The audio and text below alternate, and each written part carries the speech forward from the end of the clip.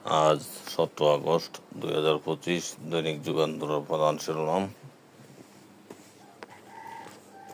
মিলারের দাদন বাণিজ্যে অস্থির চালের বাজার, বস্তায় 300 টাকার বেশি দামে বিক্রি।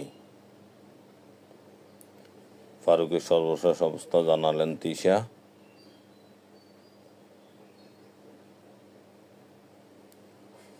জঙ্গি ট্যাগ দিয়ে হত্যা করা হয় মেজর জাহিদকে, স্ত্রী সন্তানকে নেওয়া হয় আয়নাগরে।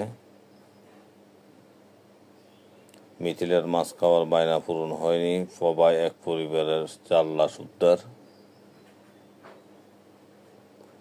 চার্জশিট বাদ গুলিবর্ষণকারী প্রবাসীরা ও আসামি, চট্টগ্রাম বৈষম্য বিরোধী আন্দোলনের মামলা। শৃঙ্খলা ভঙ্গের কারণে 3000 নেতাকর্মী শাস্তি পেয়েছে, সময়ের অপরাধ চক্রর প্রতিষ্ঠাবার্ষিকী।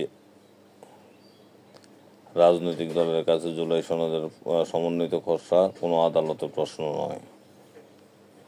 বাংলাদেশ বিপ্লবের 1 বছর পর আশা হতাশার রূপ নিচ্ছে, নিউ ইয়র্ক টাইমসের প্রতিবেদন। কক্সবাজার অসুস্থ ফারুকী এয়ার অ্যাম্বুলেন্সে ফিরলেন ঢাকায়। কখনো সম্পদের খোঁজ নেয়নি বিএমডি, সিলেটে সাদা পাথর লুট।